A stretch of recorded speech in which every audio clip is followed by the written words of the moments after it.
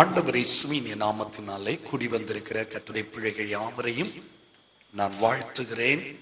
கர்த்தர் நம்மை இந்த நாளிலும் அதிகமாய் ஆசீர்வதிப்பாராக. சந்தோஷப்பட்டு ஒரு அல்லேலூயா சொல்லலாமா? கொஞ்சம் கூட சத்தமா அல்லேலூயா சொல்வோமே. கர்த்தருடைய நாமம் மகிமைப்படுவதாக. வசனத்துக்கு நேராக நம்முடைய சிந்தைகளை திருப்ப போறோம். இந்த நாளின் செய்தியின் தலைப்பு ஆசீர்வாதமான பிள்ளைகள். அதான் இந்த நாளின் செய்தியின் தலைப்பு. எல்லாரும் வேதாகமத்தை திருப்பிக் கொள்ளலாமா? அதற்கு ஆதாரமான வசனம் ஏசாயா தீர்க்க தரிசன புஸ்தகம் 44வது அதிகாரம் அதனுடைய 3வது வசனத்தை நான் வாசிக்கிறேன், கேளுங்கள். தாகம் உள்ளவன் மேல் தண்ணீரையும் வறண்ட நிலத்தின் மேல் ஆறுகளையும் ஊற்றுவேன். உன் சந்ததியின் மேல் என் ஆவியையும் உன் சந்தானத்தின் மேல் என் ஆசீர்வாதத்தையும் ஊற்றுவேன்.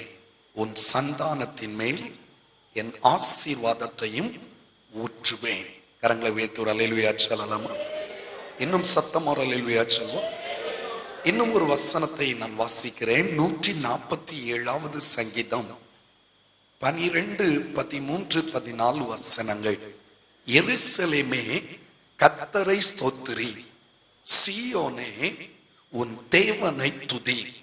அவர் உன் வாசல்களின் தாழ்பாள்களை பலப்படுத்தி உன்னிடத்தில் உள்ள உன் பிள்ளைகளை ஆசீர்வதிக்கிறார். ஒரு முறை கூட சொல்லுகிறேன், உன்னிடத்தில் உள்ள உன் பிள்ளைகளை ஆசீர்வதிக்கிறார். அவர் உன் எல்லைகளை சமாதானம் உள்ளவைகளாக்கி உச்சிதமான கோதுமையினால் உன்னை திருப்தி ஆக்குகிறார். ஸ்தோத்திரம். கர்த்தருடைய நாமம் மகிமைப்படுவதாக. இந்த 2 வசனங்களிலேயும் ஒரு காரியத்தை நம்ம புரிந்து கொள்ளுகிறோம். எல்லாரும் கவனிக்கிறீங்களா? முதலாவது வாசித்த வசனத்துல உன் சந்தானத்தின் மேல் என் ஆசீர்வாதத்தை என்ன செய்வேன்? ஊற்றுவேன் என்று கர்த்தர் சொல்லுகிறார். இங்க 147ஆம் சங்கீதத்துல சொல்லப்பட்டிருக்கிறது, உன்னிடத்தில் உள்ள உன் பிள்ளைகளை அவர் என்ன செய்வார்? ஆசீர்வதிப்பார். இந்த காலத்துல அநேக பெற்றோர் ரொம்ப ஸ்தோத்திரம் வேதனைப்படுவது பிள்ளை இல்லாததினால் என்பதை விட பிள்ளைகள் சொல்லுங்க இருப்பதினால் என்பதுதான் நிதர்சனமான உண்மை. ஒரு பக்கம் ஒரு கூட்டம் ஜனம் குழந்தைக்காய் கண்ணீர் வெடித்துக் கொண்டிருக்கிற அதே நேரத்துல இன்னொரு பக்கத்துல கர்த்தர் கொடுத்த பிள்ளைகளின் நிமித்தம் அநேக பெற்றோர் வேதனையோடு கூட காணப்படுகிறாங்க. இன்று ஆண்டவர் என்ன அதிகமா பாரப்படுத்தின ஒரு காரியம், உங்க குடும்பத்தின் பிள்ளைகளை என் தேவனால் என்ன செய்ய முடியும்? ஆசீர்வாதமாய் மாற்ற முடியும். 2 காரியம். குழந்தை இல்லாதவர்களுக்கு கர்த்தர் பிள்ளைகளை தருவார், தந்திருக்கிற பிள்ளைகளை அவர் ஆசீர்வாதமாய் மாற்றுவார். இன்று நீங்க எல்லாரும் இதை சரியாய் புரிந்து கொள்ள நான் உங்களை அன்பாய் கேட்கிறேன்.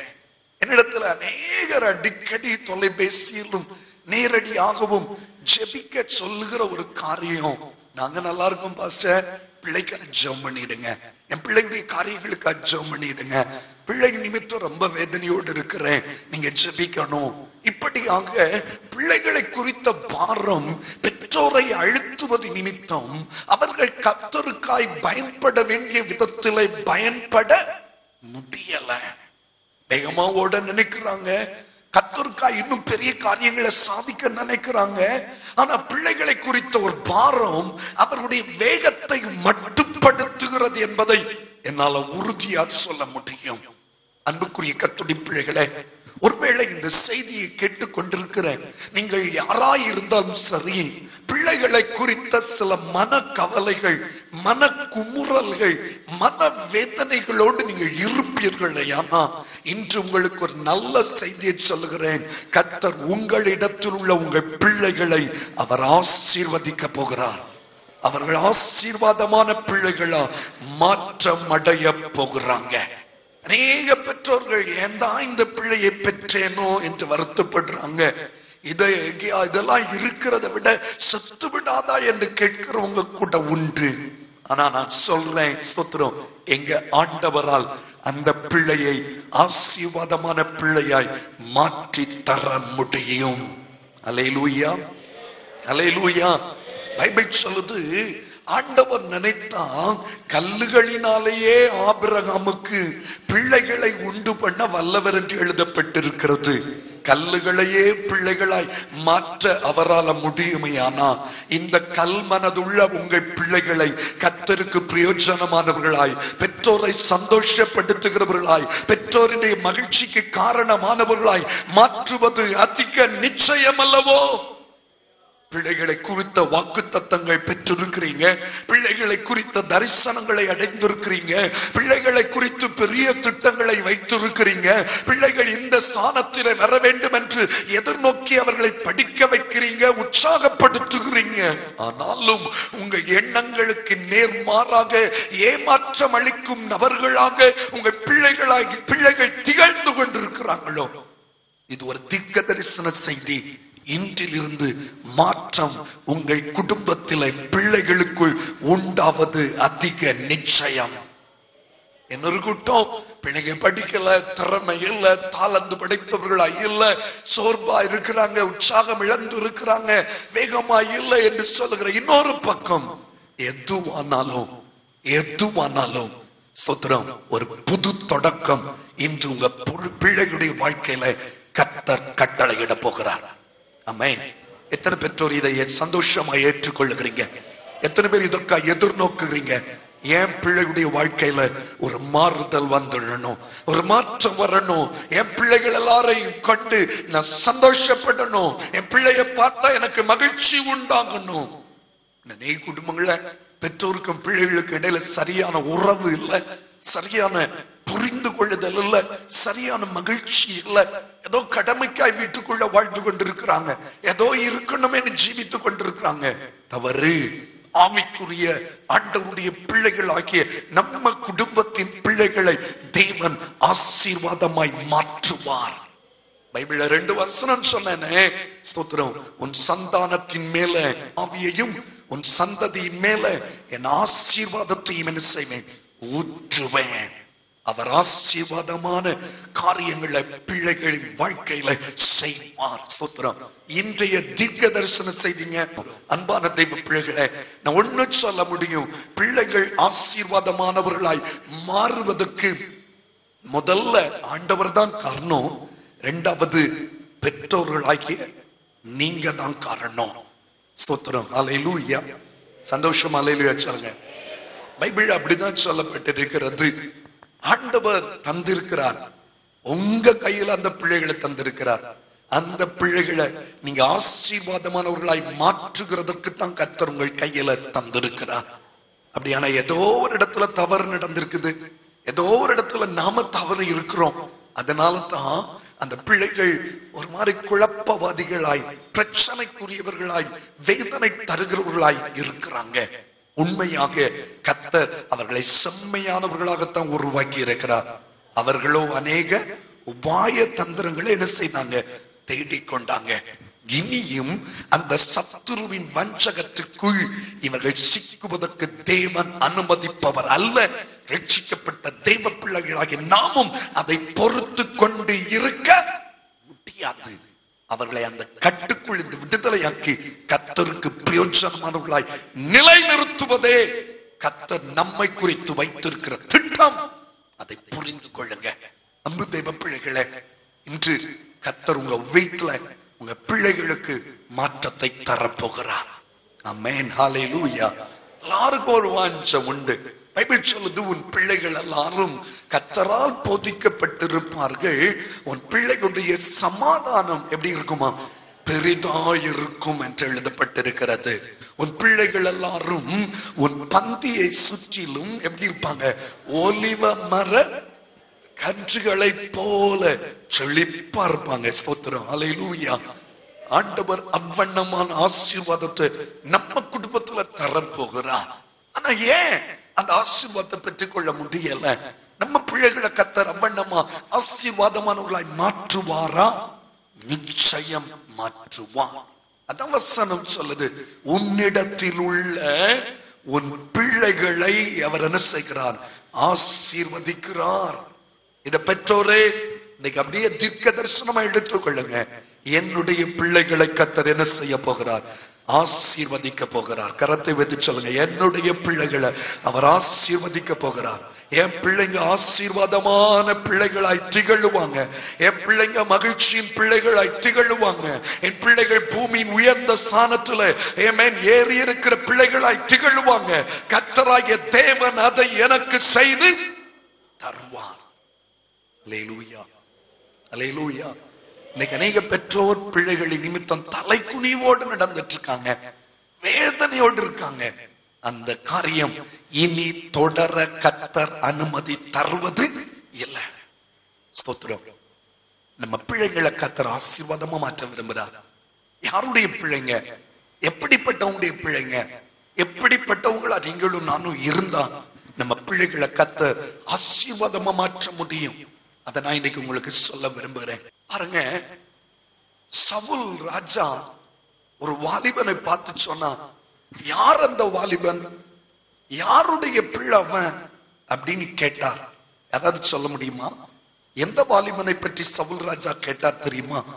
தாவீது. ஒரு வாலிப பையனை பார்த்து கேள்வி கேட்கிற, யாருப்பா அந்த பையன்? பெரிய காரியத்தை சாதிச்சிட்டானே, நம்மால செய்ய முடியாத ரொம்ப சுலபமா ஜெயித்து விட்டானே. 40 நாள் அளவும் சமஸ்த ராணுவமும் பயந்து கொண்டிருந்த அந்த கோலியாத்தை சில நிமிடங்களுக்குள்ளே அவனை வீழ்த்தி விட்டானே. யார் அந்த வாலிபன்? ஏற்கனவே இந்த வாலிபனாகிய தாவீது சவுல் பிசாசினால் ஆட்கொள்ளப்பட்ட பொழுது சுரமண்டலம் வாசித்து அதை விரட்டினவன். அந்த நேரமெல்லாம் அவன் மறந்து விட்டான். சவுல் அதெல்லாவற்றை அவன் மறந்து போய் விட்டான். ஆனா இப்போ மறக்கப்பட முடியாத ஒரு வாலிபனா அவன் அங்கு உருவெடுக்கிறான். பாருங்கள், காரணம் அவன் பெற்றுக்கொண்ட வெற்றி, கொடுக்கப்பட்ட ஒரு வெற்றி தான் அவன் நம்ம உயர்த்தினது. நான் விசுவாசிக்கிறேங்க. எனக்கு மனதார ஒரு வாழ்த்துதல் வார்த்தை உங்களுக்கு சொல்றேன். உங்க பிள்ளைகளையும் இப்படி மற்றவங்க கேட்பாங்க, யார்ப்பா இந்த பிள்ளை? யார்ப்பா இந்த வாலிப? யாரையா இந்த தம்பி? இவ்வளவு பெரிய காரியத்தை சுலபமா செய்துட்டானே, இவ்வளவு பெரிய காரியத்தை சர்வ சாதாரணமா நிகழ்த்தி விட்டானே, இவன் யாருடைய பிள்ளை?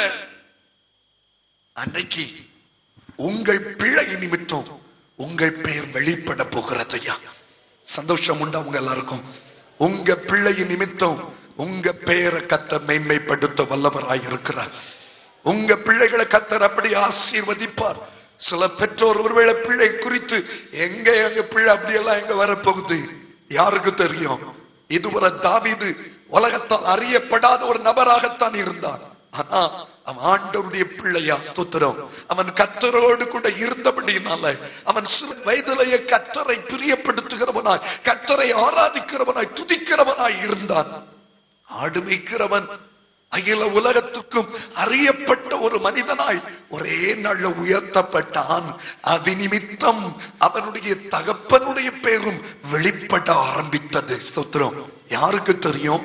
உங்க பிள்ளையை எந்த வினாடியிலும் என் தேவனால் உயர்த்த முடியுமே.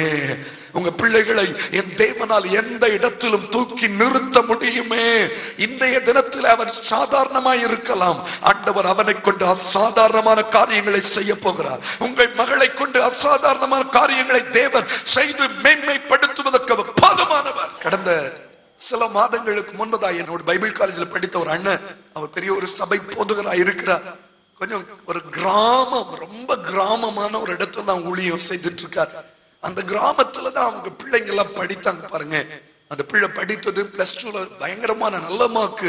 ஸ்தோத்திரம். 1180 ஏதோ எடுத்தா. ஸ்தோத்திரம். பயங்கர நல்ல மார்க் எடுத்தா. நல்ல யூனிவர்சிட்டியில படித்தா. ஸ்தோத்திரம். யூனிவர்சிட்டி கோல்டு மெடலிஸ்டா வந்தா. ஸ்தோத்திரம். அப்போ அந்த நியூஸ்ல அவருக்கு பேரையும் மென்ஷன் பண்ணியிருந்தாங்க. கைவேற்றியாம சொல்லலாமா? எவ்வளவு நல்லவர். அவருக்கு ஒரு பெரிய சந்தோஷம். ஜெயக்குமார், என் பிள்ளை நல்ல மார்க் எடுத்திருக்காரு, கோல்டு மெடலிஸ்ட், வேலையும் கிடைச்சிட்டு. ஸ்டார்டிங் சேலரி அவளுக்கு 28,000 ரூபாய் சேலரி கிடைச்சு. இந்த வருஷம் தான் முடிச்சா அவளுக்கு 28,000 ரூபாய் சேலரி. 2 நாளைக்கு முன்னால பார்க்கும்போது அந்த அண்ணன் சொன்னாங்க, ஸ்தோத்திரம், 1 மாசம் ட்ரைனிங்காக என் பிள்ளைய மலேசியாவுக்கு அனுப்பி இருக்காங்க. எனக்கு பயங்கர சந்தோஷம்.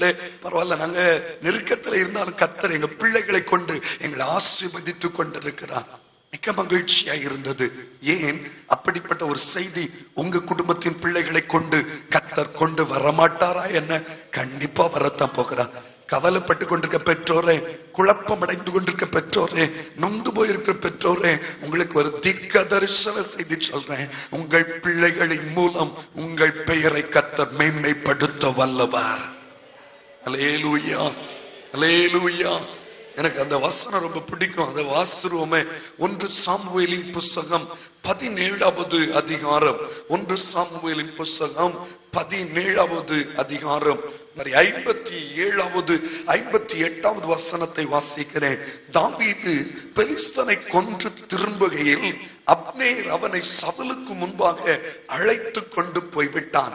பெலிஸ்தனுடைய தலை அவன் கையில் இருந்தது. அப்பொழுது சவுல், வாலிபனே, நீ யாருடைய மகன் என்று அவனை கேட்டதற்கு தாவீது, நான் பெத்லெகேம் ஊரானாய் இருக்கிற உம்முடைய அடியானாகிய ஈசாயின் மகன் என்றான். அல்லேலூயா. சந்தோஷமா ஒரு அல்லேலூயா சொல்லுங்க.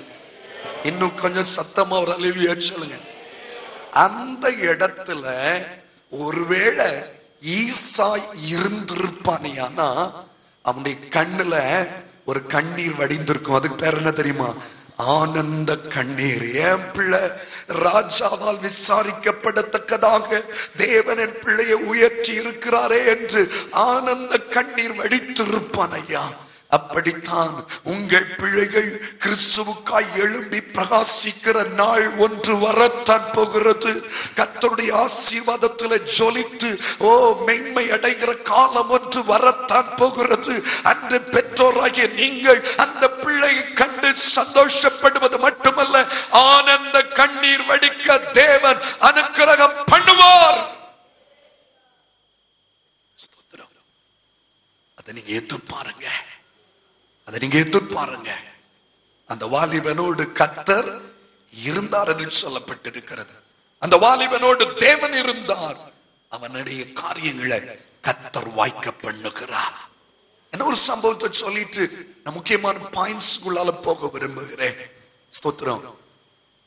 ஒரு தகப்பன் தம் பிள்ளை தரிசனம் பெற்ற பொழுது அவனை பெருசா எண்ணல.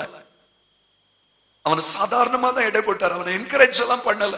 ஏதோ சொல்றான் நல்லது, ஸ்தோத்திரம். ஏன்னா தகப்பனும் சேர்ந்து காலில் விழ வேண்டியது வரும்னு சொன்னா அதுக்கு பிடிக்கல. சரி, அந்த அளவு என் பிள்ளைய உயர்த்துவாரா கர்த்தர்னு எதிர்பார்க்கலாமே. சூழ்நிலை மாறினது. திடீர்னு பிள்ளை காணாமல் போய் விட்டான், செத்து விட்டான் என்றே எண்ணினான். ஸ்தோத்திரம். நல்ல கவனிங்க. சில நினைக்கிறீங்க அவ்வளவுதான். சில சொல்லுவோம் என் பிள்ளை செத்து போச்சுன்னே நினைச்சிட்டேன், இது இருந்து ஒரு பிரயோஜனம் இல்லை. அப்படி சில பெற்றோர் நொந்து போய் பேசுவாங்க. அப்படிதான் இவனும் நினைச்சிட்டு இருந்தான். ஆனா அவன் ஆண்டவருக்கு பயப்படுகிற வாலிபன், ஆண்டவருக்கு பிரியமான மனிதன். ஸ்தோத்திரம். நல்ல கவனிங்க. உங்க பிள்ளைகளுக்கு கர்த்தர் கொடுத்த தரிசனம் மாறுவது இல்லை. உங்க பிள்ளைங்க ஒருவேளை சின்ன வயதா இருக்கும்போது சில சொப்பனம், தரிசனம், வாக்குத்தத்தம் எல்லாம் பெற்றிருக்கும். வளரும் போது ஒரு மாதிரி விளையாடினாலும் அந்த தரிசனமும் அந்த வாக்குத்தத்தமும் அவர்கள் சிரசில் நிச்சயம் என்ன செய்யும்? நிறைவேறும். அன்பு தெய்வ பிள்ளைகளை, இவன் எகிப்து தேசத்துக்கு வந்துட்டான். கர்த்தர் அவனை உயர்த்தினார். கர்த்தருக்கு பிரியமா வாலிபத்துல நடந்ததுனால அவன் ஆண்டவர் எவ்வளவோ மேன்மைப்படுத்தினார். நாட்கள் வந்தது. திடீர்னு சோதரம் யோசேப்ப யாக்கோபு பார்க்கும்படியான ஒரு வாய்ப்பு வந்துச்சு. ஓ ஹல்லேலூயா. சந்தோஷமா ஹல்லேலூயா சொல்லுவான். ஹல்லேலூயா, ஹல்லேலூயா.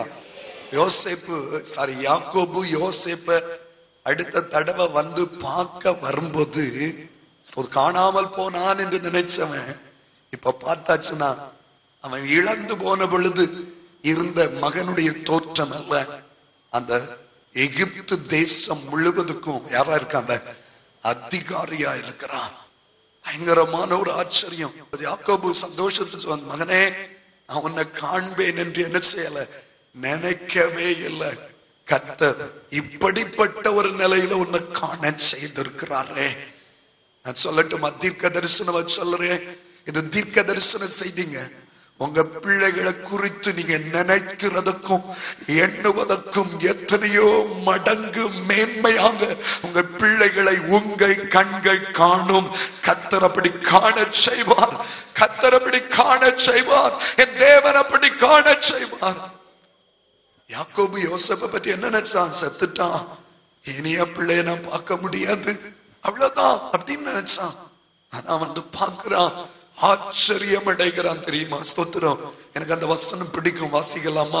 ஸ்தோத்திரம். ஆதியாகமத்தின் புஸ்தகத்துல 48வது அதிகாரம் 11வது வசனம். இஸ்ரவேல் யோசேப்பை நோக்கி, உன் முகத்தை காண்பேன் என்று நான் நினைக்கவில்லை, ஆனாலும் இதோ உன் சந்ததியையும் காணும்படி தேவன் எனக்கு என்ன செய்தார்? அருள் செய்தார். கரங்களை உயர்த்தி அல்லேலூயா சொல்லலாம். அல்லேலூயா. கொஞ்சம் சத்தமா அல்லேலூயா சொல்லுங்க. இங்க இன்னொன்னு ஒரு காரியத்தை சொல்ல விரும்புறேன்.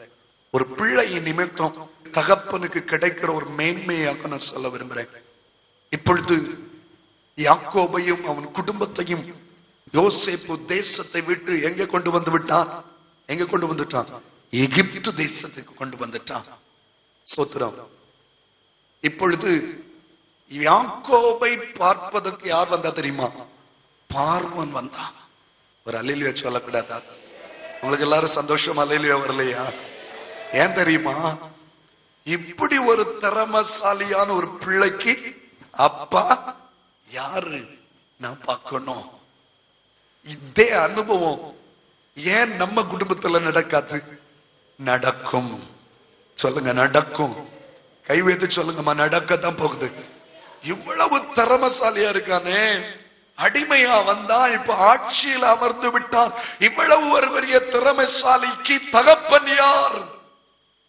ஸ்தோத்திரம். ஹல்லேலூயா. எப்படி சந்தோஷமா இருந்திருக்கும் யாக்கோபுக்கு. பிள்ளை இவ்வளவு உயர்ந்திருக்கிறான் என்பது மட்டுமல்ல, பார்வோன் முன்னால வந்து நின்னுட்டு அவன் சொல்றான், என்ன ஆசீர்வதியும் ஐயா, என்ன ஆசீர்வதியும். ஒரு யோசேப்பின் நிமித்தம் யாக்கோபு பார்வோனை என்ன செய்தான்? ஆசீர்வதித்தான். உங்க பிள்ளைகள் உங்களுக்கு மேன்மையான ஸ்தானங்களை உருவாக்குவார்கள். ஆண்டவர் அப்படி உங்கள் பிள்ளைகளை மாற்றி அமைக்க போகிறார். 2 கரங்களை உயர்த்தி, தேவனே நீர் என் பிள்ளைகளுடைய வாழ்க்கையில அப்படியாய் செய்ய போகிறபடியால் உமக்கு ஸ்தோத்திரம், செய்ய போகிறபடியால் உமக்கு ஸ்தோத்திரம்.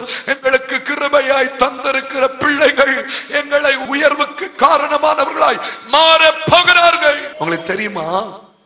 எகிப்தியருக்கு இந்த ஆடு மேய்க்கிற எபிரேயர்கள் அருவருப்பானவங்க. எல்லாம் சொல்லுங்க, யாரு? சத்தமா சொல்லுங்க. ஹல்லேலூயா. அருவருப்பாய் எண்ணப்பட்டவன் அருவருப்பாய் எண்ணினவனை ஆசீர்வதிக்கிறார். காரணம் அவனுடைய பிள்ளை, தரிசனம் பெற்ற பிள்ளை, வாக்குத்தத்தம் பெற்ற பிள்ளை. சொல்லி ஜெபம் பண்ணுங்க, ஆண்டவரே என் பிள்ளை சின்ன பிள்ளையா இருக்கும் போது இப்படியா என் பிள்ளைய ஆசீர்வதிப்பேன் என்று சொன்னீரே, அந்த ஆசீர்வாதம் என் பிள்ளையுடைய சிரசில் இறங்குகிறதை என் கண் மூடுவதற்கு முன்னால நான் பார்க்கணும். பார்க்க வைப்பார். ஹல்லேலூயா. நிச்சயமா நான் விசுவாசிக்கிறேன். இது கர்த்தருடைய வார்த்தை என்பதை எத்தனை பேர் ஏற்றுக்கொள்ளுகிறீங்க? இது கர்த்தர் எனக்கு தந்த வார்த்தைங்க. நல்ல நல்ல செய்திகள் உண்டு. ஆனா இன்றைக்கு என் உள்ளம் உடைந்தது பிள்ளைகளை குறித்து. அநேக பெற்றோர் கண்ணீரோடு இந்த இடத்துல இருக்கிறீங்க. இந்த செய்தியை கேட்டுக்கொண்டிருக்கிற உங்களோடு கர்த்தருடைய நாமத்துல சொல்லுகிறேன், உங்கள் பிள்ளைகளை தேவன் ஆசீர்வதிப்பார். ஆசீர்வதிக்கப்பட்ட பிள்ளைகளா மாறத்தான் போகிறாங்க. ஹல்லேலூயா. சில பெற்றோர் நினைக்கிறாங்க, என் பிள்ளைக்கு சரியான வேலை இல்ல, சரியான தொழில் இல்ல, சரியான முன்னேற்றம் இல்ல, எவ்வளவு பிரயாசப்பட்டாலும் ஒண்ணு நடக்கல. ஸ்தோத்திரம். வேலைக்காய் காத்திருங்க, ஜபத்தோடு தரித்திருங்க, மாறுதல் வந்து தீரும். ஸ்தோத்திரம். எல்லாருக்கும் தெரியும்ல, எஸ்தர் 9:1 காரியம் மாறுதலாய் முடிந்தது. உங்க பிள்ளைகளுடைய வழிகள் அல்ல, தேவனுடைய வழிகள் பிள்ளைகளின் வழிகள் நிறைவேற போகிறது. உங்க பிள்ளைகளுடைய விருப்பம் அல்ல, தேவனுடைய விருப்பம் அந்த பிள்ளைகளுடைய வழிகளில் நிறைவேற போகிறது. ஏன்னா அவனுக்காய் தேவ சமூகத்துல கதறி கொண்டிருக்கிற பெற்றோராகிய உங்கள் கண்ணீர் வீண் போவது இல்லை. அன்னாள் பிள்ளைக்கா ரொம்ப அழுதா, பொருத்தனையோடு ஜெபம் பண்ணா, ஆண்டவர் ஒரு பிள்ளையை கொடுத்தார். அவனை தேவாலயத்துல கொண்டு விட்டுட்டா. பின்னால பாத்தீங்கன்னா சொத்துறோம், ஓ என்ன ஒரு ஆசீர்வாதம். அவன் தான் ராஜாக்களை அபிஷேகம் பண்ணுகிற ஒரு தீர்க்கதரிசிய மாறினான். ரொம்ப காலம் வேதனை அனுபவித்தா உண்மைதான், பிள்ளை இல்லைன்னு ரொம்ப காலம் கண்ணீர் வெடித்தா உண்மைதான். பொருத்தனையோடு ஜெபித்த பொழுது பொருத்தனையின் பிள்ளை எல்லாருக்கும் மேலாக தேவனால் உயர்த்தப்பட்டது. அன்பு தெய்வ பிள்ளைகளை ஸ்தோத்திரம். தேவன் இந்த வார்த்தையை உங்க குடும்பத்துல உங்க பிள்ளைகளுடைய வாழ்க்கையில நிறைவேற்ற போகிறார். இப்ப நான் சில காரியங்களை உங்களுக்கு சொல்ல விரும்புறேன். பெற்றோர்கள் ஸ்தோத்திரம் மாதிரியா இருந்தாதான், பெற்றோர்கள் ஜெபிக்கிறவங்களா இருந்தாதான், பெற்றோர்கள் தேவனுக்கு பயப்படுறவங்களா இருந்தாதான் பிள்ளைகளை கர்த்தர் ஆசீர்வாதத்தின் சாட்சிகளா எழுப்பி விட முடியும். சில பாயிண்ட்ஸ் உங்களுக்கு சொல்ல விரும்புறேன். ஸ்தோத்திரம். உங்க பிள்ளைகளுக்காக தினமும் ஆண்டவரிடத்துல ஸ்தோத்திரம் பண்ணுங்க, பலி செலுத்துங்க.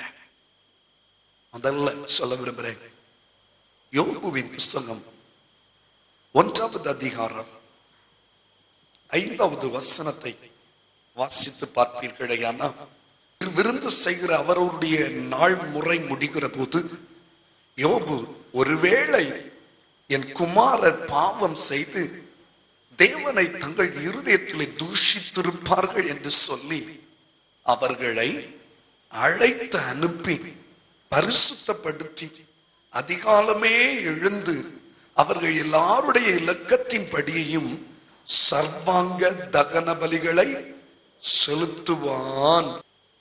ஒவ்வொரு பிள்ளைக்கு இலக்கத்தின் படியும் கர்த்தருக்கு என்ன செய்வான்?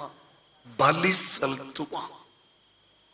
இந்த புதிய பாட்டு காலத்துல என்ன பலியை தான் கர்த்தர் பிரியமா இருக்கிறார்? ஸ்தோத்திர பலி. உங்க பிள்ளைகளுக்காக ஒவ்வொரு நாளும் தேவ சமூகத்துல ஸ்தோத்திரம் பண்ணுங்க. கைவேற்றி ஆமென் சொல்லலாமா? எத்தனை பேர் பிள்ளைகளுக்காய் தினமும் ஸ்தோத்திரம் பண்ணிட்டு இருக்கீங்க? கைவேற்றி சொல்லுங்களேன். ஸ்தோத்திரம் செய்குவேன் தேவனுக்கு மகிமையாய் கிருபை பெருகவே. ஸ்தோத்திரம் செய்குவேன் தேவனுக்கு மகிமையாய் கிருபை பெருகவே. நேத்திரம் போல் காத்தணைத்தார் வாக்குமாரா தேவன். நேத்திரம் போல் காத்தணைத்தார் வாக்குமாரா தேவன். சாற்றுவேன் துதிகளை, சாற்றுவேன் துதிகளை நாவினால் என்றும் அவருக்கு. சாற்றுவேன் துதிகளை, சாற்றுவேன் துதிகளை ஏழை எந்த நாவினால் என்றும் அவருக்கு. ஸ்தோத்திரம் செய்குவேன் என் தேவனுக்கு மகிமையாய் கிருபை பெருகவே. ஸ்தோத்திரம் செய்குவேன் என் தேவனுக்கு மகிமையாய் கிருபை பெருகவே. ஆமென். ஒவ்வொரு நாளும் உங்க பிள்ளைகளுக்காய் கர்த்தரை ஸ்தோத்திரம் பண்ணுங்க. ஹல்லேலூயா. சத்தமா ஹல்லேலூயா சொல்லுங்க. கொஞ்சம் சத்தமா ஹல்லேலூயா சொல்லுங்க. உங்கள் பிள்ளைகள் ஆசீர்வதிக்கப்பட்டவர்கள் என்பதை கர்த்தர் நிரூபித்து காட்டுவார். கர்த்தர் விளங்க வைத்து காட்டுவார்.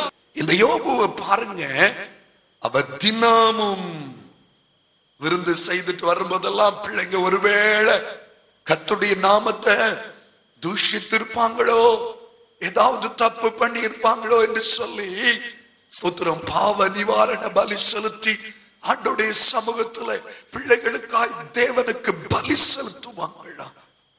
நீங்களும் நானும் கூட பிள்ளைகளுக்காக ஒவ்வொரு நாளும் நமக்கு தெரியாத பிள்ளைங்க எப்படி போறாங்க வர்றாங்கன்னு சொல்லி ஆண்டவர் பிள்ளைகளை பாதுகாத்து கொண்டாரே.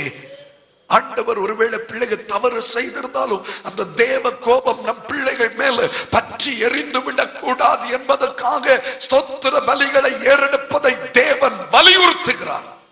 இரண்டாவதாக 128ஆம் சங்கீதம் 1வது வசனம் 4வது வசனம் எல்லாருக்கும் தெரியும். கர்த்தருக்கு பயந்து அவர் வழிகளில் நடக்கிறவன் எவனோ அவன் பாக்கியவான். ஸ்தோத்திரம். அவன் வாழ்க்கையில தான் உன் பிள்ளைகள் எல்லாரும் உன் பந்தியை சுற்றிலும். 4வது வசனம், இதோ கர்த்தருக்கு பயப்படுகிற மனுஷர் இவ்விதமாய் என்ன செய்யப்படுவான். உங்க பிள்ளைங்க கர்த்தருடைய ஆசீர்வாதத்தை அடைந்த பிள்ளைகளா, ஆசீர்வதிக்கப்பட்ட பிள்ளைகளா, அநேகருக்கு ஆசீர்வாதமான பிள்ளைகளா மாறணும்னா முதலாவது அடுத்தபடியாக என்ன செய்யுங்க, குடும்பத்துல பெற்றோருக்குள்ள தேவனுக்கு பயப்படுகிற பயம் காணப்படட்டும். ஆமென். நாம இஷ்டப்படி வாழ்ந்துட்டு நாம மனம் போல ஜீவித்துட்டு பிள்ளைகள் ஆசீர்வதிக்கப்படுவார்கள் என்று கனவு காண்பதில் அர்த்தம் ஒன்றும் இல்லை. பிள்ளைகளுக்காக ஆசீர்வாதம் பெற்றுக்கொள்ளணும்னா நாம தேவனுக்கு பயப்படுகிறவர்களாய் இருக்கணும். அல்லேலூயா. ஸ்தோத்திரம். பெற்றோர் சினிமா பார்க்காதான் பிள்ளைங்க பார்க்காம இருக்க முடியும். பார்த்தாலும் பார்க்காதன்னு சொல்ல முடியும். பெற்றோர் சீரியல் பார்த்துட்டு பிள்ளைய சினிமா பாட்டு பார்க்காதன்னு சொன்னா அது கேட்காது. ஸ்தோத்திரம். இயேசுவை பார்க்கிறத விட பிள்ளைங்க உங்களையும் என்னையும் தான் அதிகமான நேரம் பார்க்கிறாங்க. உங்க வாழ்க்கை தேவ பயம் நிறைந்ததா இருந்தா நம்முடைய ஜீவியம் அந்த பிள்ளைகளுடைய ஜீவியத்திலும் மாறுதல் வரும். கைவேத்து அல்லேலூயா சொல்லலாம். சந்தோஷம் அல்லேலூயா சொல்லலாம். ஒரு குறிப்பிட்ட நாள்ல ஒரு வீட்டுல ஒரு பெற்றோருடைய ஒரே மகன், அந்த வீட்டுல அவங்க அப்பா ஷேவ் பண்ணுவதற்கு தேவையாய் ஒரு கண்ணாடி வைத்திருந்தார், முகம் பார்க்கிற கண்ணாடி. அதை ஒரு குறிப்பிட்ட டிராயர்ல அவர் வைத்திருப்பார். ஒரு குறிப்பிட்ட நாள்ல திறந்து பார்க்கிறாரு, அந்த கண்ணாடி துண்டு துண்டா கிடக்குது. அந்த வீட்டுல வேற யாருமே இல்ல, ஒரே பையன்தான். உடனே கோபப்பட்டு அவனை கூப்பிட்டாரு. அவன் இல்லைன்னு சொன்னான், பொய் சொன்னான். பொய் சொல்வியாடான்னு அடித்தார். உடனே அவன் சொன்னான், நீங்க மட்டும் அன்னைக்கு அந்த கடன்காரன் போன் பண்ணும்போது அப்பா இல்லைன்னு சொல்ல சொன்னீங்க, அப்ப நீங்க பொய் சொன்னா யாரும் அடிக்கிறதுக்கு இல்லைன்னு தானே பொய் சொன்னீங்க அப்படின்னா தகப்பனுக்கு சாட்டை எடுத்து அடித்தது போல இருந்துச்சு. அன்றைக்கு தன் வாழ்க்கையை அவன் மாற்ற ஆரம்பித்தான். தேவனுக்கு பயப்படுகிற பெற்றோரின் பிள்ளைகள் ஆசீர்வாதமாய் மாற முடியும். உங்களுக்குள்ள தேவ பயம் இருக்குதா? பிள்ளைங்க ரொம்ப கீனா லிசன் பண்றாங்க, உங்களை ரொம்ப கவனமா கவனிக்கிறாங்களே. உங்க ஒவ்வொரு அசைவையும் நீ மட்டும் அப்படி இருக்கா, நீங்க மட்டும் கோபப்படுறீங்க, நீங்க மட்டும் இப்படி எல்லாம் பேசுறீங்க, நாங்க பேசக்கூடாதோ சொல்லுவாங்க, சொல்லுறாங்க. அப்போ நம்ம பிள்ளைங்க கர்த்தரால் ஆசீர்வதிக்கப்பட்டவர்களா மாறணும்னா பிள்ளைகளுக்கு முன்பதாக, எல்லாருக்கும் முன்பதாக தேவனுக்கு பயப்படுகிறவர்களாய் பெற்றோர் காணப்பட வேண்டும். மூன்றாவதாக புலம்பலின் புஸ்தகம் 2வது அதிகாரம் 19வது வசனத்தை நான் வாசிக்கிறேன். எழுந்திரு, ராத்திரியிலே முதற் சாமத்தில் கூப்பிடு, ஆண்டவரின் சமூகத்தில் உன் இருதயத்தை தண்ணீரை போல ஊற்றிவிடு. எல்லா தெருக்கடி முனையிலும் பசியினாலும் மூர்ச்சித்து போகிற உன் குழந்தைகளின் பிராணனுக்காக உன் கைகளை அவரிடத்துக்கு, சத்தமா சொல்லுங்க, ஏறிடு. 21வது வசனம், இளைஞனும் முதிர் வயதுள்ளவனும் தெருக்களில் தரையிலே கிடக்கிறார்கள். என் கன்னிகைகளும் என் வாலிபரும் பட்டயத்தால் என்ன செய்தார்கள், விழுந்தாங்க. இன்னைக்கு அநேக இளைஞர்கள், அநேக வாலிபர்கள் பலவித தீய பழக்க வழக்கங்களுக்கு அடிமைப்பட்டு தெருக்களில் கிடக்கிறார்கள் என்று இல்லாவிட்டாலும் தெருமுனைகள்ல கூடி நின்று கதை அடிக்கிறது, தவறான பழக்கங்களில் ஈடுபடுகிறது, நன்றாக போதை பொருட்களை உட்கொள்ளுகிறது. அநேக ஆண்டவரை அறிந்த பெற்றோருடைய பிள்ளைகள் கூட அப்படி இருப்பதை குறித்து பார்க்கும் பொழுது வேதனை. ஸ்தோத்திரம். அன்பு தெய்வ பிள்ளைகளை, அடுத்தபடியாக இப்படிப்பட்ட சூழ்நிலைகள் நம்ம குடும்பத்துல பிள்ளைகளின் வாழ்க்கையில வராம இருக்கணும்னா ஆண்டவர் சொல்றாரு, என்ன செய்யணுமா? எழுந்திரு, ராத்திரியில முதற் சாமத்தில் கூப்பிடு. எதுக்கு? ஸ்தோத்திரம். உன் இருதயத்தை ஆண்டுடைய சமூகத்துல தண்ணீரை போல என்ன செய்திரு? ஊற்றிவிட. இயேசு ஸ்தோத்திரம் எருசலேம் குமாரத்திகளை பார்த்து என்ன சொன்னார்? எருசலேம் குமாரத்திகளே, எனக்காக நீங்க அழ வேண்டாம், உங்களுக்காகவும் உங்கள் பிள்ளைகளுக்காகவும் என்ன செய்யுங்க? அழுங்க. திரும்ப சொல்றேன், உங்க பிள்ளைங்க ஆசீர்வதிக்கப்பட வேண்டுமானா பெற்றோராகிய நீங்க நடுராத்திரி வேளையில முதற் சாமத்துல எழும்பி உங்கள் கரங்களை தேவனுக்கு நேராக ஏறெடுத்து பிள்ளைக்காய் உங்க இருதயத்தை தண்ணீரை போல தேவ சமூகத்துல ஊற்றிவிட வேண்டும். கண்ணீரின் ஜெபம். பைபிள் சொல்லுது, கண்ணீரோடே விதைக்கிறவன் கம்பீரத்தோட என்ன செய்வான்? அறுப்பான். உங்க பிள்ளைகளுக்காய் கண்ணீர் வெடிக்கிறீங்களா? சிலர் சின்ன வயசுல பிள்ளைகளுக்கு கண்ணீர் வெடிக்க மாட்டாங்க, பிறகு பின்னால கண்ணீர் வெடிப்பாங்க. பிள்ளைகளுக்காக அல்ல, பிள்ளைகளின் நிமித்தம். நான் இன்னைக்கு சொல்ற தீர்க்க தரிசனமான வார்த்தை. இப்போதே சில சொல்லுவாங்க, சின்ன பிள்ளையா தானே இருக்குது, அதுக்கு நான் சினிமா பார்க்க தெரியுமா? நான் டிவிக்கு முன்னால உட்கார்ந்துருக்க தெரியுமா? ஹலோ, கவனிக்கிறீங்களா? என்கிட்ட ஒரு அம்மா ஒரு 10 வருஷத்துக்கு முன்னால சொன்னது, ஸ்தோத்திரம், என்ன சிஸ்டர், பிள்ளை வர சின்ன பிள்ளை கிட்ட இருக்குது, நீங்க பாட்டுக்கு சினிமா பார்த்துட்டு இருக்கீங்க. ஸ்தோத்திரம். இல்ல பாஸ்டர், அது சின்ன வயசு தானே, 3 வயசு தானே ஆச்சு, அவளுக்கு ஒண்ணும் சொல்லுங்க, அவளுக்கு ஒண்ணும் தெரியாது. இப்போ ஒரு 2 வருஷத்துக்கு முன்னால போகும்போது அம்மா இல்ல, அம்மா ஜாப் பண்ணிட்டு இருக்காங்க, பிள்ளை அந்த பிளேஸ்ல இருந்து சினிமா பார்த்துட்டே இருந்தா. சேம் பிளேஸ்ல இருக்கா, ஸ்கூல்ல +2 +1 அந்த லெவல்ல வந்துட்டான். இதுக்கு நான் சொல்ல வர்றேன், நம்ம அநேகர் அலட்சியமா இருப்போம், நிர்விசாரமா இருப்போம், செய்ய வேண்டியதை செய்யாம. கர்த்தர் சொல்லுகிறார், ஸ்தோத்திரம், என் பிள்ளைகளுக்காக திறப்பில நின்று கண்ணீர் வடித்தால் மாத்திரமே உங்க பிள்ளைங்க ஆசீர்வாதமானவர்களா மாற முடியும். அல்லேலூயா. சந்தோஷம் அல்லேலூயா சொல்லுங்க. அல்லேலூயா. என்கிட்ட ஒரு சகோதரன் சொன்னா, நான் இன்னைக்கு இவ்வளவு நல்லா இருக்கேன்னா பாஸ்டர், எங்க அம்மாவுடைய கண்ணீர் தான். எங்க அம்மா கண்ணீரோடு ஜெபிப்பாங்க, கையை உயர்த்தி தெய்வ சமூகத்துல கண்ணீரோடு ஜெபிப்பாங்க எனக்காக. அதனால தான் நான் இன்னைக்கு உங்களுக்கு முன்னால் ஆசீர்வாதமாக இருக்கிறேன். பெற்றோரே, உங்க பிள்ளைகளுக்காக கடைசியா என்னைக்கு நீங்க கண்ணீர் வெடித்து ஜெபித்தீங்க? என்னைக்கு தெய்வ சமூகத்துல உங்க பிள்ளைகளுக்காக கண்ணீர் வெடித்தீங்க? பின்னால கண்ணீர் வெடிக்கிறதை விட இப்பவே பிள்ளைகளுக்காய் கண்ணீர் வெடித்தான் பின்னால ஒரு கண்ணீர் வெடிப்போம். அது வேதனையின் கண்ணீர் அல்ல, அது ஆனந்த கண்ணீர். அல்லேலூயா. அந்த நாள் எங்க குடும்பத்துல வரும் என்று எத்தனை பேர் விசுவாசிக்கிறீங்க? எங்க குடும்பத்துல கர்த்தர் அவண்டமாக செய்வார். அப்படிப்பட்ட காரியங்களை கர்த்தர் செய்யத்தான் போகிறார். ஒவ்வொரு நாளும் உங்க வீட்டுல பெற்றோர் நிறைய பேர் நினைக்கிறது, ராத்திரி படுக்க போறதுக்கு முன்னால் ஒரு ஜெபம், காலையில எழுப்பின உடனே ஒரு ஜெபம், எல்லாம் முடிஞ்சதுன்னு நினைக்கிறீங்க. சுத்திரம். சிலர் பகல்ல கூட 12 மணிக்கு ஒரு ஜெபம் பண்ணுவாங்க, 5 நிமிஷம் 3 வேளை. தானியேல போல நாங்க எப்படி ஜெபம் பண்ணோம்? அந்தி சந்தி சொல்லுங்க, மத்தியான வேளையில ஜெபம் பண்ணிட்டோன்னு சூப்பரா சொல்லலாம். ஆனா மாற்றம் வராது. தனியா பிள்ளைகளுக்காக நடுராத்திரி வேளையில ஸ்தோத்திரம் ராட்சாமத்துல தேவ சமூகத்துல முதற் சாமத்துல காத்திருக்க வேண்டும், இருதயத்தை உடைத்து ஊற்ற வேண்டும் என்று வேதம் சொல்லுகிறது. எழுந்திரு. சத்தம் தொனிக்கவில்லையா உங்க காதுகள்ல? பெற்றோரே, தேவன் உங்களோடு பேசுகிறார். ராத்திரி வேளையில எழுந்திரு. சில பெற்றோர் தூங்குறதே 1 மணிக்கு தானே, சினிமா பார்த்துட்டு கதை அடிச்சுட்டு சமா 1 மணிக்கு தூங்குவாங்க. அப்ப எப்படி முதற் சாமத்துல எழும்ப முடியும்? ஸ்தோத்திரம். ஹல்லேலூயா. சத்தமா ஹல்லேலூயா சொல்லுங்க. படுக்கைக்கு நேரமே போங்க, ராத்திரி விழிப்பு வரும். 1 மணிக்காவது விழிப்பு வரும், இல்ல 2 மணிக்காவது விழிப்பு வரும், இல்ல ஒரு 3 மணிக்காவது விழிப்பு வராமலா இருக்கும். ஸ்தோத்திரம். ஆமென்.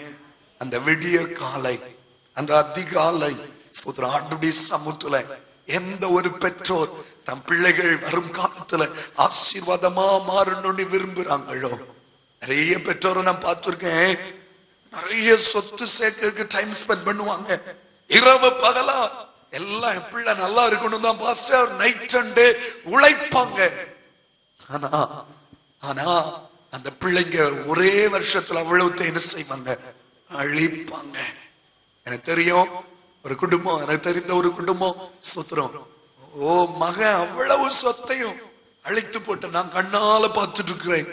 சுத்திரம், அவங்க ஆண்டவரை பற்றிய பயம் இல்லாம இருந்த பொழுது அந்த குடும்பத்தில் உள்ள சொத்தெல்லாம் பிள்ளை அழித்து போட்டான். ஏன்னா ஆண்டவரை தேடுவதற்கு அவர்களுக்கு நேரம் இல்லை. ஆனா குறுகின காலத்துக்குள்ளால அந்த குடும்பம் கர்த்தருக்குள்ள வந்து கர்த்தரை ஏற்றுக்கொண்டு கர்த்தருடைய சமூகத்துல தன்னுடைய பிள்ளைகளுக்காய் கண்ணீர் வடித்த பொழுது எந்த மகன் அழித்தானோ அந்த மகனை கர்த்தர் ரட்சித்தார். அவன் ஆவிக்குரிய சபையில சாட்சியா மாறினா, சுத்திரம், அவன் இழந்து போனதெல்லாம் ரெட்டிப்பா கர்த்தர் இப்ப திரும்ப கொடுத்துட்டு இருக்காரு. ஆமென். ஒவ்வொரு வருஷமும் அவன் ஊருக்கு வரும்போதெல்லாம் என்கிட்ட ஒரு டாக்குமெண்ட கொண்டு வருவான். எதுக்கு தெரியுமா? இந்த தடவை இந்த இடத்தை வாங்க கர்த்தர் கிருபை செய்தா, நீங்க எனக்கு ஜெபம் பண்ணீங்க, நன்றி அப்படின்னுவான். அழித்த பையன் இப்போ சேர்க்கிறவனா கர்த்தர் மாற்றிட்டான். காரணம் என்ன தெரியுமா? அந்த தாயுடைய கண்ணீர், அந்த பெற்றோருடைய ஜெபம். ஏன் நீங்களும் ட்ரை பண்ண கூடாது? ஏன் கண்ணீரை முயற்சித்து பார்க்க கூடாது? கண்ணீர் கர்த்தரை அப்படியே அசைக்கிற ஒரு வல்ல ஆயுதம் ஆண்டவர் சொல்லி இருக்கிறார். ஸ்தோத்திரம், ஹல்லேலூயா. நிறைய பேருக்கு அப்படி ஜாலி இருக்கிறது வர ஜாலி, பாக்கெட்ல ஃபுல்லா இருக்கிறது வர ஜாலி, அதுக்கப்புறம் காலி ஆனா ஒண்ணுமே இருக்காது. ஸ்தோத்திரம். வேண்டாம், நம்ம குடும்பத்துல நம்ம பிள்ளைகளுக்காக திறப்புல நிற்க வேண்டும். உங்க பிள்ளைகளுடைய தலையில கை வைத்து ஒரு நிமிடமாவது ஜெபம் பண்ணுங்க. ஜெபம் பண்ணி பிள்ளைகளை அனுப்புங்க. கர்த்தர் உங்க பிள்ளைகளை ஆசீர்வாதத்தின் சந்ததிகளாய் மாற்றுவார். Thank you Jesus. Hallelujah. அப்ப முதலாவது பிள்ளைகளுக்காய் தேவ சமூகத்துல ஸ்தோத்திர பலி செலுத்துங்க. இரண்டாவது சொல்லுங்க, தேவனுக்கு பயப்படுகிறவர்களாய் இருங்க. மூன்றாவது பிள்ளைகளுக்காய் முதற் சாமத்துல எழும்பி என்ன செய்யுங்க, கண்ணீரோடு என்ன செய்யுங்கள், ஜெபம் பண்ணுங்கள். ஹல்லேலூயா. சத்தம் ஹல்லேலூயா சொல்லுவோமா? ஆமென், ஆமென், ஆமென். ஆண்டவர் ஜெபத்தை கேட்கிறவர். பிள்ளைங்க ஆசீர்வதிக்கப்படுவாங்க நிச்சயமா. இது திட்டமான ஒரு சத்தியம். அத கர்த்தர் நிறைவேற்ற போகிறார் நிச்சயம். ஏசாயா தீர்க்க தரிசன புஸ்தகம் 45வது அதிகாரம் 11வது வசனத்தை வாசிக்கிறேன். இஸ்ரவேலின் பரிசுத்தரும் அவனை உருவாக்கினவருமாகிய கர்த்தர் சொல்லுகிறதாவது. அதுக்கு முன்னால முந்தின வசனம் வாசுறேன், அப்பதான் பிள்ளை எப்படிப்பட்டவன் அறிய முடியும். 10வது வசனம், ஒரு மகன் இருக்காம எப்படி செய்யறான் தெரியுமா? தகப்பனை நோக்கி ஏன் ஜனிப்பித்தாய் என்றும் தாயை நோக்கி ஏன் பெற்றாய் என்றும் சொல்லுகிறவனுக்கு. அப்ப இங்க ஒரு பிள்ளையுடைய நிலை தெரியுது. எப்படி இருக்கான்? தகப்பனை பார்த்து ஏயா என்ன ஜனிப்பித்தாய் சொல்றான், தாயை பார்த்து நீ ஏன் பெற்றா என்று சொல்லுகிறார். ஆனா அப்படிப்பட்டவனை பார்த்து, அப்படிப்பட்டவனை குறித்து ஆண்டவர் சொல்கிறார், இஸ்ரவேலின் பரிசுத்தரும் அவனை உருவாக்கினவருமாகிய கர்த்தர் சொல்லுகிறதாவது, வரும் காரியங்களை என்னிடத்தில் கேளுங்கள், என் பிள்ளைகளை குறித்தும் என் கரங்களின் கிரியைகளை குறித்தும் எனக்கு என்ன செய்யுங்க. என் ஆண்டவர்கிட்ட என்ன செய்யலாமா? பிள்ளைகளை குறித்து என்ன செய்யலாம்? கட்டளையிடணும். கை வைத்து அல்லேலூயா சொல்லுவோம். ஆண்டவரே, நீர் எனக்கு தந்த பிள்ளைய நீர் ஆசீர்வாதமா மாற்றித்தான் ஆகணும். எத்தனை பேர் கட்டளையிட விரும்புறீங்க? நீ தான் சொல்லி இருக்கிறீ உன் பிள்ளைகள் எல்லாரும் கர்த்தரா சொல்லுங்க போதிக்கப்பட்டிருப்பார்கள். உன் பிள்ளைகளுடைய சமாதானம் எப்படி இருக்கும்? பெரிதாயிருக்கும் என்று சொன்னீரே. இந்த பிள்ளை உமக்குரியவன், உமக்கென்று ஒப்பு கொடுக்கப்பட்டவன், உமக்கென்று அர்ப்பணிக்கப்பட்ட பிள்ளை. இந்த பிள்ளை இப்படி போவது உம்முடைய சித்தம் இல்ல. இந்த பிள்ளையை நீர் ஆசீர்வாதமான பிள்ளையாய் மாற்றணும் என்று சொல்லி ஆண்டவர் சொல்லி இருக்கிறார். எனக்கு என்ன செய்? கட்டளையிடு. நீங்க இன்னைக்கு கட்டளையிட போறீங்க. ஆண்டவரே, என் பிள்ளைய நீர் ஆசீர்வாதமா மாற்றணும். நிச்சயமாக தேவ பிள்ளைகள் தேவனுக்கு பயப்படுகிறவர்களாய், தேவ சமூகத்துல திறப்பில நிற்கிறவர்களாய், கண்ணீரோடு கூட பிள்ளைகளுக்காய் கதறுகிறவர்களாய், தினமும் ஸ்தோத்திர பலியை பிள்ளைகளுக்காய் தேவ சமூகத்துல ஏறெடுக்கிறவர்களாய் இருந்தால் அவர்கள் தேவனிடத்தில் எப்படி கட்டளையிட்டாலும் அந்த வார்த்தையின்படி பிள்ளைகளை தேவன் என்ன செய்வார்? ஆசீர்வதிப்பார். ஏசாயா தீர்க்கதரிசி என்ன அழகா தன் குடும்பத்தை வர்ணிக்கிறார். நம்ம குடும்பமும் அப்படி ஆக போகுது. கடைசி அந்த வசனத்தை வாசிக்கிறேன், எல்லாரும் திருப்பிக் கொள்ளலாமா? ஏசாயா தீர்க்க தரிசன புஸ்தகம் 8வது அதிகாரம் 18வது வசனத்துல ஏசாயா அழகா தன் குடும்பத்தை சொல்லுகிறார். இதோ நானும் கர்த்தர் எனக்கு கொடுத்த பிள்ளைகளும் சீயோன் பர்வதத்தில் வாசமாய் இருக்கிற சேனைகளின் கர்த்தராலே இஸ்ரவேலில் அடையாளங்களாகவும் அற்புதங்களாகவும் இருக்கிறோம். ஏசாயா 8:18 யாரும் மறக்க கூடாது. இதே போல நீங்களும் நானும் பிள்ளைகளை குறித்து சபைக்கு முன்பதாக சொல்லும் நாட்களை கர்த்தர் நமக்கு தரப்போகிறார். அல்லேலூயா. நீங்க எல்லாரும் சொல்ல போறீங்க, ஆண்டவரே எங்க பிள்ளைகளை நீர் இவனமாய் ஆசீர்வதித்து இருக்கிறீர். இப்ப நாங்க வாழ்கிற இடத்துல எப்படி இருக்கிறோம்? அடையாளங்களாகவும் அற்புதங்களாகவும் இருக்கிறோம். நானும் நீர் எனக்கு கொடுத்த பிள்ளைகளும் எப்படி இருக்கிறோம்? அடையாளங்களாகவும் அற்புதங்களாகவும் இருக்கிறோம். கர்த்தர் இந்த உலகத்திலே ஜீவனுள்ளவர் என்பதற்கு உங்க பிள்ளைகளை அடையாளமாய் மாற்ற போகிறார். உங்க பிள்ளைகளை அற்புதங்களாய் கர்த்தர் மாற்ற போகிறார். நிச்சயமாய் இந்த தீர்க்க தரிசன செய்தியை விசுவாசிக்கிற ஒவ்வொரு குடும்பத்திலும் தேவன் பிள்ளைகளை அற்புதங்களாகவும் அடையாளங்களாகவும் மாற்ற போகிறார். பெற்றோரே, பிள்ளைகள் ஆசீர்வாதமானவர்களாய் மாறுவதற்கு நீங்கள் தான் காரணம். நீங்கள் தான் ஜெபிக்கணும், நீங்க தான் துதிக்கணும், உங்களுக்குள்ள தேவ பயம் இருக்கணும், உங்களுக்குள்ள கண்ணீரின் ஜெபம் கடந்து வரணும். நீங்கள் விசுவாசத்தோடு தேவனிடத்துல கட்டளையிடணும், வாக்குத்தத்தத்தை சொல்லணும். ஆண்டவரே நீர் தந்த என்னுடைய பிள்ளை உம்மிடத்திலிருந்து நான் பெற்றுக்கொண்ட பிள்ளை அல்லவோ, நீர் இந்த பிள்ளையை ஆசீர்வாதமாய் மாற்றணும். அநேகருக்கு முன்பதாய் சாட்சி உடையவனாய், அநேகருக்கு முன்பதாய் சரித்திரத்தை மாற்றுகிறவனாய், சத்தியத்துக்கு தூணாய், இயேசுவின் ராஜ்யத்தை கட்டி எழுப்புகிறவனாய் மாற்றணும். மேன்மை உடையவனா, ஞானத்தில் சிறப்பானவனாய் என் பிள்ளையை நீ மாற்றணும். எத்தனை பேர் மாற்றணும்னு வாஞ்சியோடு ஜெபிக்க விரும்புறீங்க? கர்த்தர் உங்கள் பிள்ளைகளை ஆசீர்வதிக்க போகிறார். அவர் உன் வாசல்களின் தாழ்பாள்களை பலப்படுத்தி உன்னிடத்தில் உள்ள உன் பிள்ளைகளை ஆசீர்வதிக்கிறார். ஹல்லேலூயா. அவர் உன் எல்லைகளை சமாதானம் உள்ளவைகளாக்கி உச்சிதமான கோதுமையினால் என்ன செய்வார்? போஷிக்கிற தேவன். முழங்கால் படியிடலாமா? எத்தனை பேர் இந்த வார்த்தை என் குடும்பத்துல என் பிள்ளைகளுடைய வாழ்க்கையில நிறைவேறும் என்று சொல்லி விசுவாசிக்கிறீங்களோ? அந்த பிள்ளைகளுடைய வாழ்க்கையில கர்த்தர் அந்த ஆசீர்வாதங்களை தரப்போகிறார். ஹல்லேலூயா. எல்லாரும் முழங்காலை முடக்கலாமா? தலைமுறை தலைமுறையா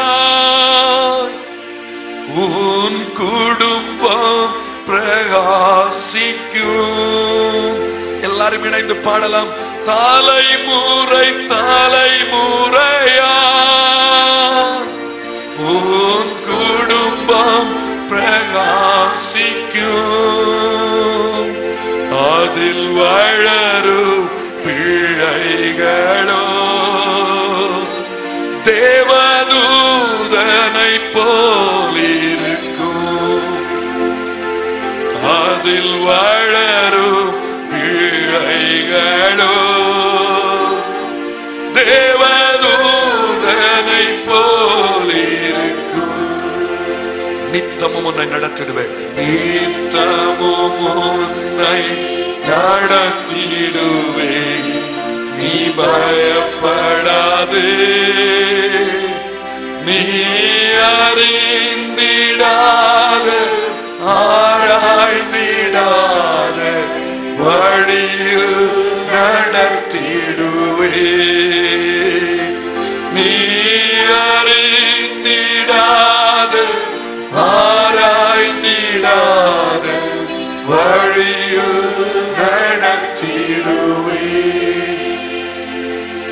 ஒரு விசை கரங்களை உயர்த்தி உங்கள் பிள்ளைகளை உங்களுக்கு முன்பதாய் நிறுத்தி, மனதில் நிறுத்தி, தேவர் கிருபையாய் தந்த பிள்ளைகளை ஆசீர்வாதத்தின் சந்ததிகளாய் மாற்றும்படி நம்ம எல்லாரும் ஜெபிக்க போகிறோம். உங்கள் ஜெபம் கேட்கப்படுகிற நேரம்.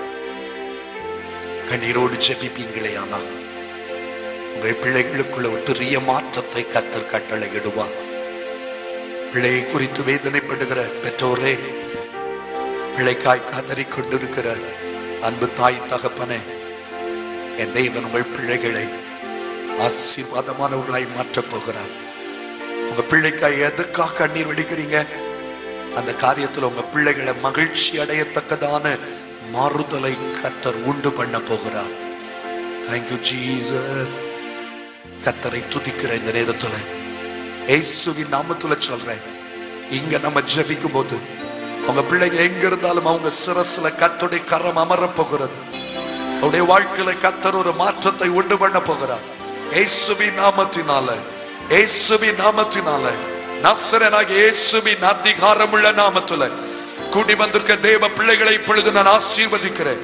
இந்த செய்தியை கேட்டு பிள்ளைகளுக்காக தேவ சமூகத்துல கரங்களை உயர்த்தி கரங்களை ஏறெடுத்து இருக்கிற ஒவ்வொரு பெற்றோருக்காய் நான் ஜெபிக்கிறேன்.